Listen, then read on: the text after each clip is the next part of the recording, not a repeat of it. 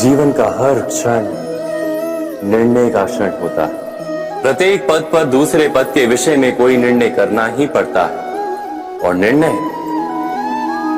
निर्णय अपना प्रभाव छोड़ जाता है। आज किए गए निर्णय भविष्य में सुख अथवा दुख निर्मित करते हैं, ना केवल अपने लिए, अपने परिवार के लिए भी, आने वाली पीढ़ियों के लिए भी।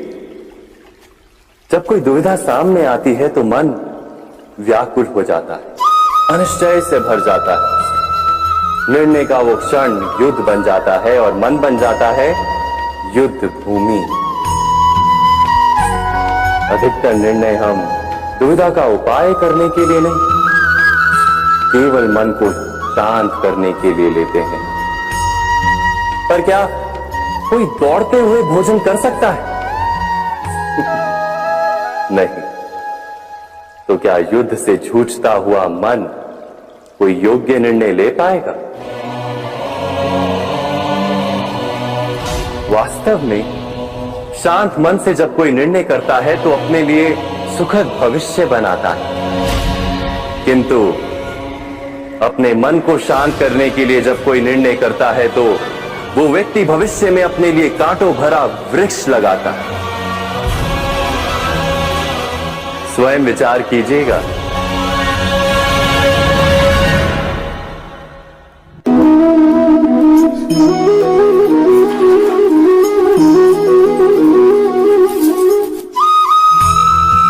जीवन में आने वाले संघर्षों के लिए जब मनुष्य स्वयं को योग्य नहीं मानता, जब उसे अपने ही बल पर विश्वास नहीं रहता, तब वो सद्गुणों को त्याग कर दुर्गुणों को अपनाता है। वस्तुतः मनुष्य के जीवन में दुर्जनता जन्म ही तब लेती है जब उसके अंतर में आत्मविश्वास नहीं होता। आत्मविश्वास ही अच्छाई को धारण करता है। ये आत्मविश्वास है क्या?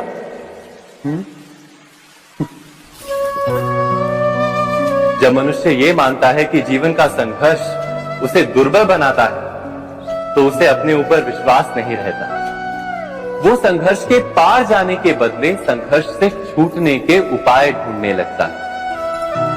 किंतु जब वो ये समझता है कि ये संघर्ष उसे अधिक शक्तिशाली बनाते हैं, ठीक जैसे व्यायाम करने से देह की शक्ति बढ़ती है, तो प्रत्येक संघर्ष के साथ उसका उत्साह बढ़ता है।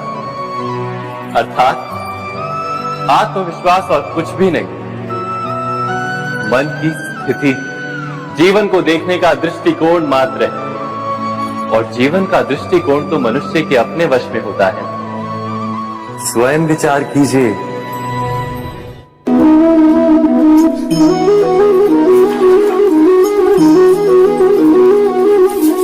पिता सदा ही अपने संतान के सुख की कामना करते, उनके भविष्य की चिंता करते रहते। इसी कारणवश सदा ही अपने संतानों के भविष्य का मार्ग स्वयं निश्चित करने का प्रयत्न करते रहते। जिस मार्ग पर पिता स्वयं चला है,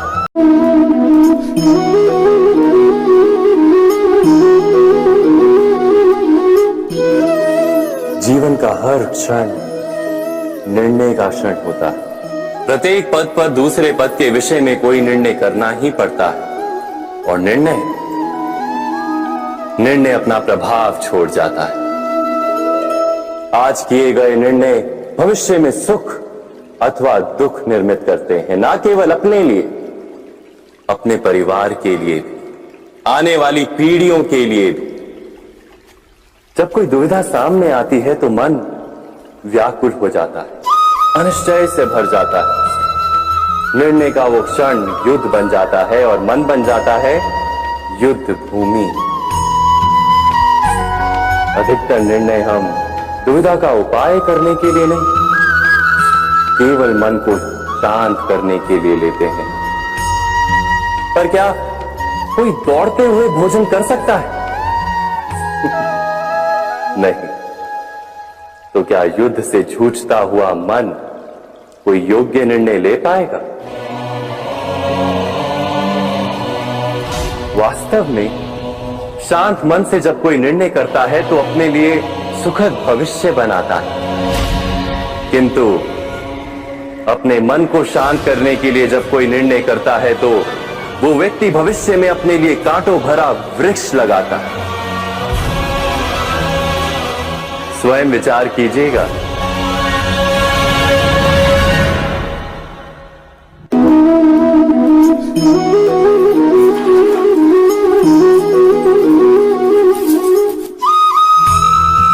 जीवन में आने वाले संघर्षों के लिए जब मनुष्य स्वयं को योग्य नहीं मानता, जब उसे अपने ही बल पर विश्वास नहीं रहता, तब वो सद्गुणों को त्याग कर दुर्गुणों को अपनाता है। वस्तुतः मनुष्य के जीवन में दुर्जनता जन्म ही तब लेती है जब उसके अंतर में आत्मविश्वास नहीं होता। आत्मविश्वास ही अच्छाई को धारण करता है। ये आत्मविश्वास है क्या?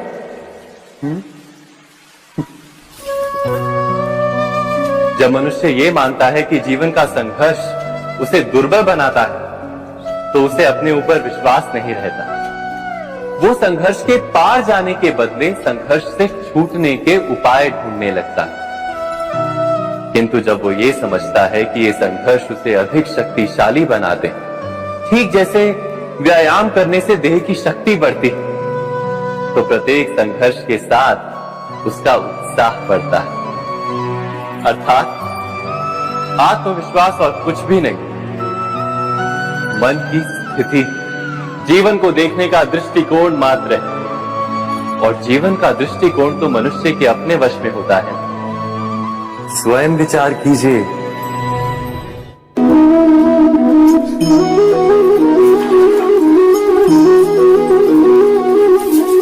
पिता सदा ही अपने संतान के सुख की कामना करते, उनके भविष्य की चिंता करते रहते। इसी कारणवश सदा ही अपने संतानों के भविष्य का मार्ग स्वयं निश्चित करने का प्रयत्न करते रहते। जिस मार्ग पर पिता स्वयं चला है, जिस मार्ग के कंकर पत्थर को स्वयं देखा है, मार्ग की छाया, मार्ग की धूप को स्वयं जाना है, उसी मार्ग पर उसका पुत्र भी चले, यही इच्छा रहती है हर पिता की। निसंदेह उत्तम भावना है ये, किंतु 3 प्रश्नों के ऊपर विचार करना हम भूल ही जाते हैं। कौन से प्रश्न? प्रथम प्रश्न, क्या समय के साथ प्रत्येक मार्ग बदल नहीं जाते? क्या समय सदा ही नई चुनौतियों को लेकर नहीं आता? तो फिर बीते हुए समय के अनुभव नई पीढ़ी को किस प्रकार लाभ दे सकते हैं? दूसरा प्रश्न, क्या प्रत्येक संतान अपने माता पिता की छवि होता है? हाँ, संतानों को संस्कार तो अवश्य माता पिता देते हैं, किंतु भीतर की क्षमता तो ईश्वर देते हैं। तो जिस मार्ग पर पिता को सफलता मिली है, विश्वास है कि उसी मार्ग पर उसकी संतानों को भी सफलता और सुख प्राप्त होगा। तीसरा प्रश्न, क्या जीवन के संघर्ष और चुनौतियां लाभकारी नहीं होती? क्या प्रत्येक नया प्रश्न एक नए उत्तर का द्वार नहीं खोलता? तो फिर संतानों को नए नए प्रश्नों, संघर्षों और चुनौतियों से दूर रखना, ये उनके लिए लाभ करना कहलाएगा या हानि पहुंचाना? अर्थात जिस प्रकार संतान के भविष्य का निर्माण करने के बदले उसके चरित्र का निर्माण करना श्रेष्ठ है, वैसे संतानों के जीवन का मार्ग निश्चित करने के बदले उन्हें नए संघर्षों के साथ जूझने के लिए मनोबल व ज्ञान देना अधिक लाभदायक नहीं होगा? स्वयं विचार कीजिए। मनुष्य की सबसे बड़ी दुर्बलता क्या होती है? सोचिए। धन, प्रेम, अहंकार। मनुष्य की सबसे बड़ी दुर्बलता होती है उसके रहस्य। चाहे आप कितने भी शक्तिशाली क्यों ना हो, कितने भी प्रबल क्यों ना हो, परंतु उसके रहस्य उसके नाश की चाबी होती है। इसलिए यदि प्रबल रहना है, शक्तिशाली रहना है, समर्थ रहना है, तो तो अपने रहस्य को किसी को भी ना बताए, ना मित्र को और ना ही शत्रु को, क्योंकि समय पड़ने पर कब कौन शत्रु हो जाए ऐसा कहना संभव नहीं। विभीषण को रावण के अमृत कुंड का ज्ञात था, इसीलिए प्रभु श्री राम रावण का वध करने में सफल हो सके। इसलिए उचित यही है कि आप अपने रहस्य को स्वयं तक ही सीमित रखें। मनुष्य जीवन की परीक्षा में सफल होने के लिए क्या नहीं करता? वो परिश्रम करता है, दौड़ भाग करता है, और ये सब करने के पश्चात भी जब उसका काम नहीं बनता तो वो नकल करता है ना? तनिक लौटिए अपने बचपन में, स्मरण कीजिए अपने बचपन की स्मृतियों का। क्या स्मरण हुआ? विद्यालय में जब आप परीक्षा देने जाते थे तो क्या होता था? आप ना सही परंतु कोई ना कोई सफलता पाने के लिए नकल करता ही था और उत्तीर्ण भी हो जाता था, है ना? परंतु जीवन की परीक्षा ऐसी नहीं होती। नकल करने वाला सफल नहीं होता। कारण विद्यालय में सबके प्रश्न पत्र एक होते थे, परंतु जीवन के प्रश्न पत्र और उनकी कठिनाई सबके लिए भिन्न होती, तो निश्चित रूप से उनके उत्तर भी भिन्न होंगे ना।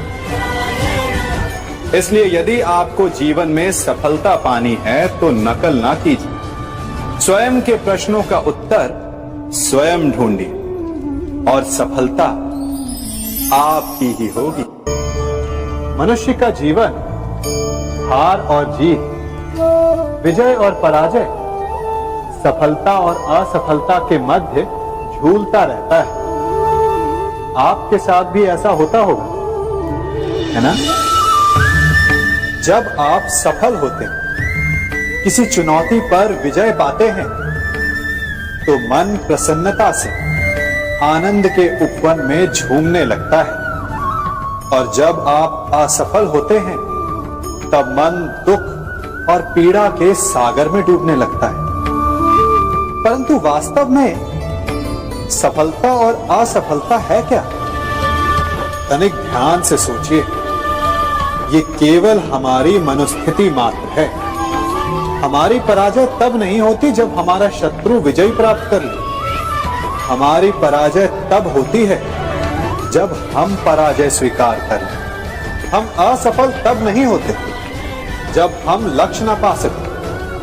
हम असफल तब होते हैं जब हम प्रयास करना बंद कर दें। इसलिए प्रयास करते रहें और हार ना माने, क्योंकि जिस दिन आप हार स्वीकारना बंद कर देंगे, जीत आपके चरणों में होगी। अब सबने बरगद के वृक्ष को तो देखा ही होगा।